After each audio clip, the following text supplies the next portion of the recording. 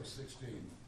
Would you please stand and say the pledge of allegiance to the flag of the nation? I pledge allegiance to the flag of the United States of America and to the republic for which it stands, one nation, under God, indivisible, with liberty and justice for all. Thank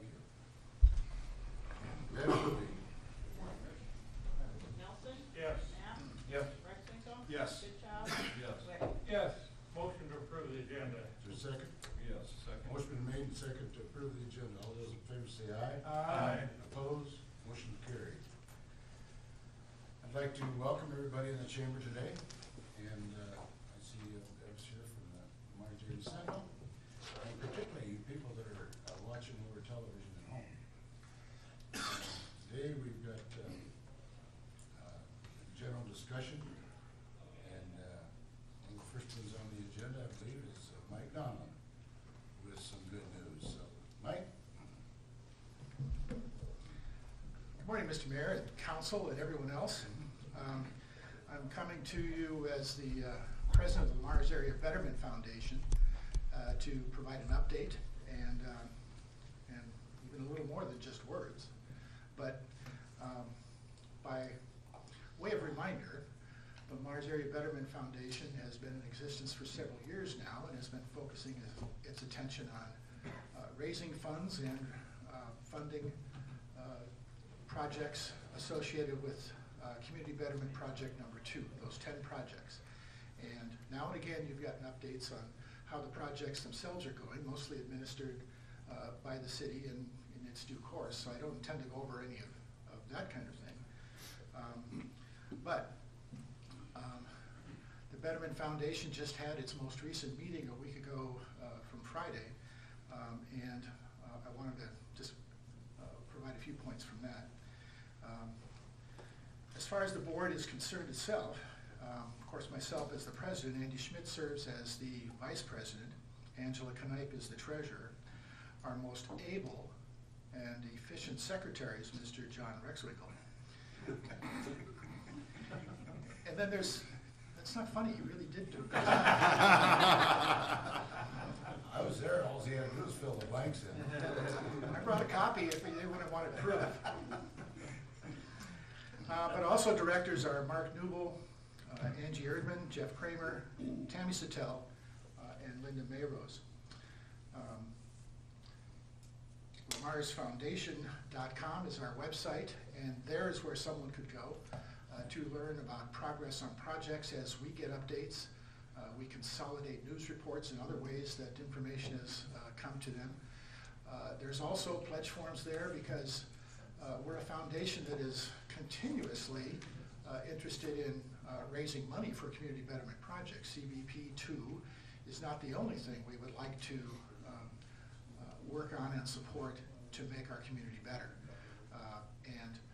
There's also a request form if someone has a suggestion, an idea, wants to make an application for something in the spirit of community betterment. In the course of our meetings, we get the updates I mentioned from Jason and the other members of the board, and we received updates on 6 projects. Well, all the projects, but also requests for funds for actual work that's been done to reimburse the city. We have been bringing funds to either Bev, just dropping them off, or coming in to a presentation like this. During our entire time there, $1.6 million so far to reimburse for various projects on CBB2. And today, I brought the check for an additional $158,000 from current projects, including the Olson Cultural Event Center, the skateboard park, and some other things that are going on. And I lost my little cheat sheet, but that brings us so far with the pledges that continue to come in from generous supporters of community betterment to up over $5 million that we've raised. But now we have actually brought to the actual those donations to actually fund projects to $1.8 million. And we know know there's plenty more still coming as CBP continues to unfold. We know there's projects that will be starting any week now, like the skateboard park. So I think we're very pleased with the progress that's been made. The donations, the pledge are still coming in at a very successful rate, a very high rate. And so, at least from my point of view, gentlemen and ladies, it's a good report, and we'll keep up the good work. So, here you go, Ben. Thank you, Mike.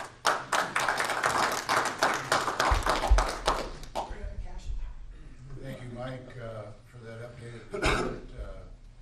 Mike's done a tremendous job as president of that organization. Wait a minute. Yes. Mike, he's got to sign it. Give us a bad Our check. able-bodied Got to sign it. city. Have to do a fundraiser to buy a pen. Oh, wait, here's one. Here's the clerk. I'm gonna keep talking because he might have forgot about something else. But at any rate, Mike, we do appreciate your efforts on this program, and we want to thank everybody that has been donating their pledges and also the contributions that's come in. It's been a very, very successful program. I always look back and take a look at this, as far as the overall of Lamar's, Iowa. And I think most of these funds are built around, the CB2 program is built around quality of life, which is very, very important today in the world and to our town. And I don't think we've been able to do this, would have been able to do this if it wouldn't be because in the other side on the coin, with the donations come in and keep our program going here, the city's been able to, the city part has been able to lower their taxes overall, and it's been a real asset from that standpoint of lowering the taxes this program has, I think, Mike, and also what we're to continue to try to do to build this community. So thanks a lot for your efforts. You bet. Okay, moving on to citizens. John, is there anybody else in the audience that has under the general discussion program? Or a check. That check? Okay, let's move on to citizens. John? Nothing. Clark? Thumbs up award to Prime Bank. Really want to thank them for stepping up and taking over the Easter egg hunt that had to get postponed, but it's coming up this week. It gets tough and tougher for service clubs to take on all this stuff, so they stepped up a few years back with the help of a private company and have since taken it over. So thumbs up to Prime Bank. Thanks a bunch for taking that over for our town. Appreciate it. I echo the same thing. It's a very good thing, particularly the kids really look forward to that. You bet. Every year. They 3 minutes of fun. Yeah, that's right. 3 minutes. Chaotic fun. There you go. Steve? Thumbs up to the Floyd Valley Rehab Center. Seeing firsthand what they do and how they help and getting people back on their feet and going again. Just left a session with Kim and she's smiling from ear to ear. So Good. making good progress. Thanks to the Floyd Valley Rehab people. Rex? I'm very happy to report it's April 16th. So that's my thumb up award. Isn't that good? No. That's why you played golf this morning. It's a much more enjoyable day than it's been for the last 12 weeks. Ken? Now, my comments are to the signage that's so visible, and I think that was the Lamar's betterment that put those signs up. But I do have a suggestion that make contact with the schools to see if we can't get them to add additionally for the people who are coming into town for sports events in a center to watch those signs. Because they're very nice, they're very visible. I've had a lot of people comment on how flag or whatever. So perhaps we can get the schools to jump in and do their share on that. No. That's it.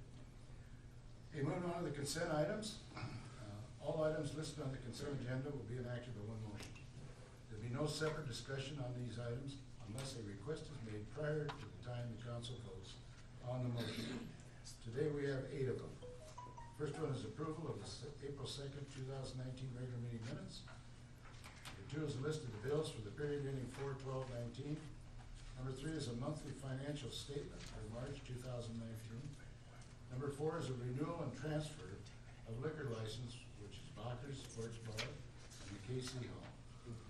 Request to, number 5 is a request to close street and parking lot on Plymouth County cyclists, or for the Plymouth County cyclists. Number 6 is a request to close streets for the ice cream days coming up.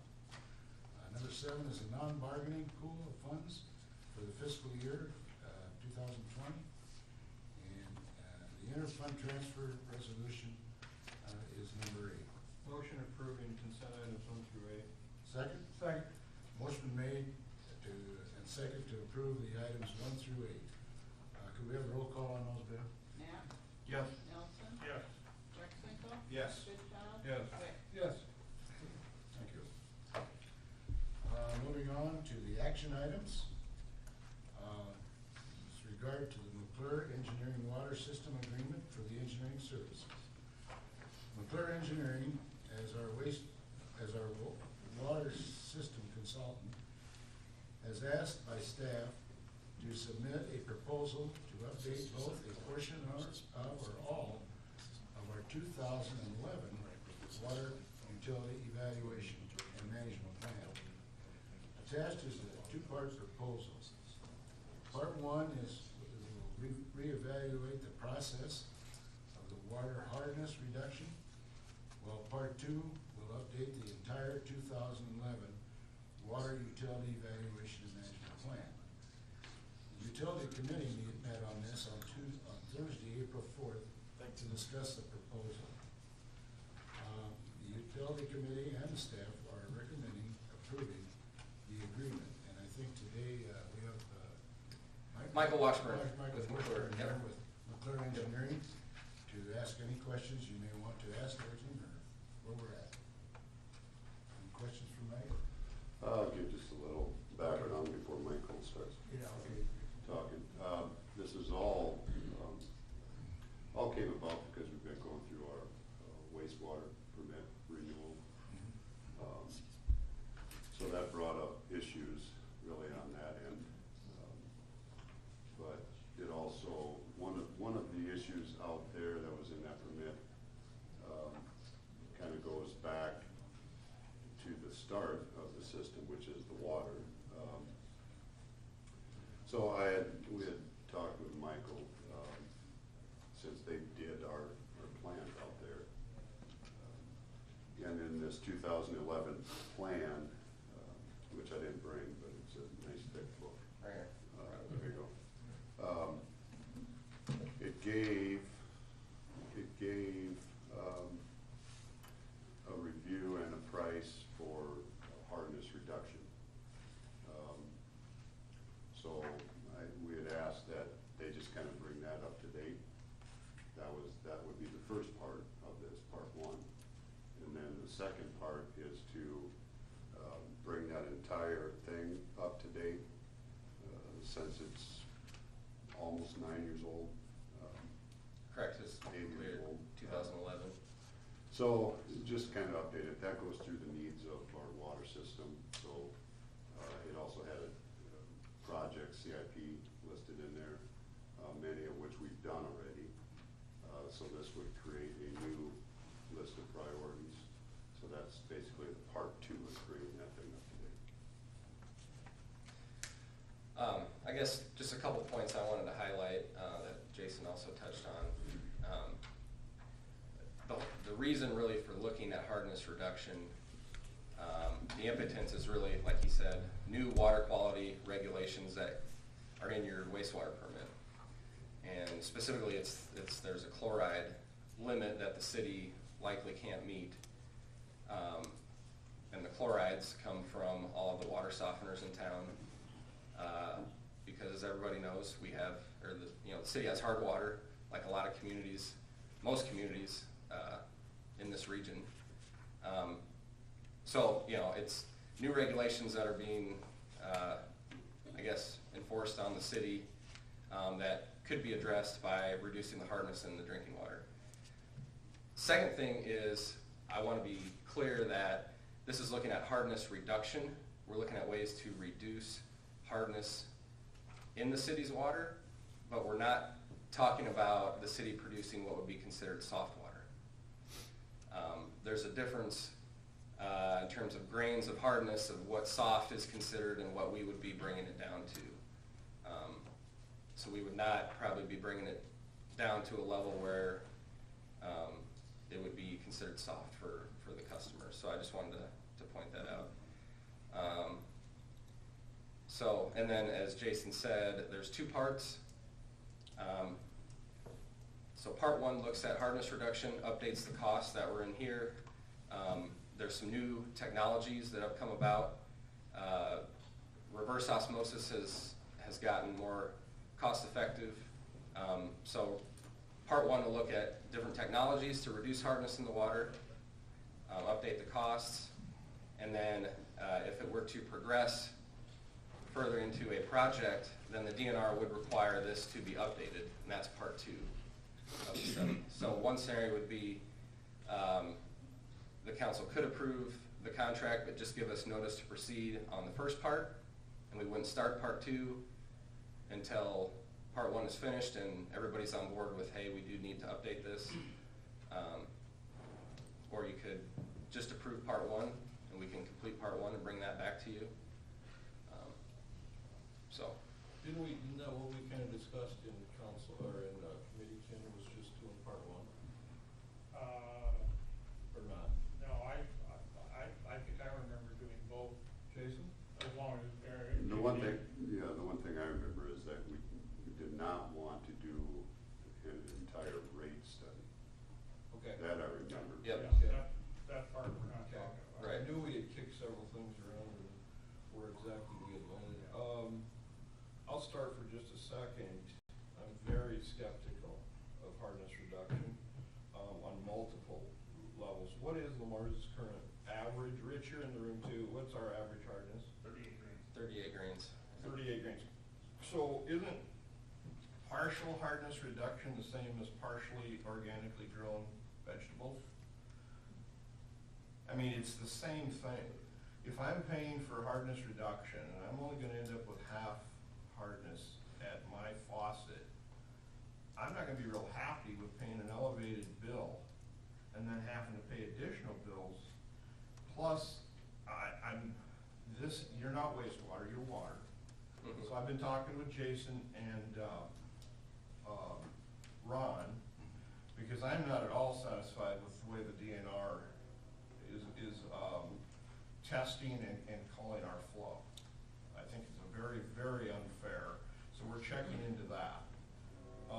Thirdly, who's responsible? Who's responsible for the hardness? We got home softeners, you've got industries, what else? What are other contributing factors? That's it. That's where all the chlorides come from, is from the. Do we have softeners. any kind of proportionate study on industries responsible for 40%, 30%, 68%, 90% what? Versus residential? That's included in part one of the study. Is So what you'll get that? Yeah, we would quantify Okay, that. excellent. Yep. That's Yep. fantastic. Yep. Yep. Yeah, what was the first question? The first question was, What, the, what our hardness is. sure, yeah, so. And Rich said 38. Rich said, right. And So you think you'd bring homes down to where in the spectrum? well, that's what the study will have to determine, but, I mean, the lowest you would probably wanna go is 7 or 8 grains, because you have to send out a water into the system that's not corrosive, okay? So there's always gotta be some hardness to keep the alkalinity in the water. Okay. But, Can you, for lay people, please explain that just a little bit? Because I totally understand what you're Yeah. saying, I know what Yeah. you're saying, but just explain that. well, most of the distribution system, the piping is metal, copper. And so if you take the minerals, all the minerals out of the water, then some of the metals can start to leach into the water. Because the water gets very aggressive, right? Yes, it gets very aggressive. So you don't want copper leaching into the water, and the EPA regulates those things. So the study is going to determine what level you would need to bring it down to meet your limit at the wastewater plant. And Lamar's isn't the only community dealing with this. There's other communities we're working trying to treat chlorides at the wastewater plant is a lot more expensive, and there's really not a whole lot of benefit other than the stream, you know, the aquatic life in the stream, because that's why you have chloride limits. It's a toxicity to the fish and the other, you know, aquatic life that's in the stream. So by reducing it on the front end at the source, you not only could meet your wastewater problem, there are some potential cost savings to your customers by reducing hardness. And if we look at something like reverse osmosis, we wouldn't be just removing hardness, we could probably be taking out other impurities like sulfates. So it'd be overall a better drinking water quality for the city. Michael, you said we're setting at 38 grams, right? 30, yep. And one of the things that's driving this is DNR, am I right? Correct. About the wastewater. Yep. How far do we gotta get down to satisfy their needs? They're a little hard to do. But wait, Yeah. he's dealing with hardness in the water, and the DNR is complaining about the salt in the water. So they're two different issues. But they're related. But they're very related. Right, They're because- related. As long as they're related, then finish my question. Yep, and I don't have an answer for that. That's one of the things the study will look at is how much do we have to reduce the hardness to meet the chloride limit. Based on the DNR? 'Cause Yeah. They got some tight, they got some very, very tight perimeters. They do. I mean, the testing the city's done so far, the current chloride levels in your wastewater are well above the permit levels. So, Yeah, I didn't The city's bring that yet, that's. probably gonna have to do something, and. But those aren't based on actual flow, right? They're based on a formula. Yes, And the it's based on stream flow. stream flow, which stream is flow. measured in Alton, right? It's Could measured be in at- Alton, Iowa, Yeah. for Lamar's. Could be, yep. How do we change that? That's what we're looking into. No, we're not. That's what we're looking into. That's totally out of line. It's way out. Because that isn't taken into account Willow Creek. No, Willow Creek's not in there, and, you know, there's other factors that just, and so, I'm not picking on you. No, I hear Yeah, that. right. But We I just think- wanna know, we need some leadership. Yep, Yeah. and I think that's what we're gonna tackle with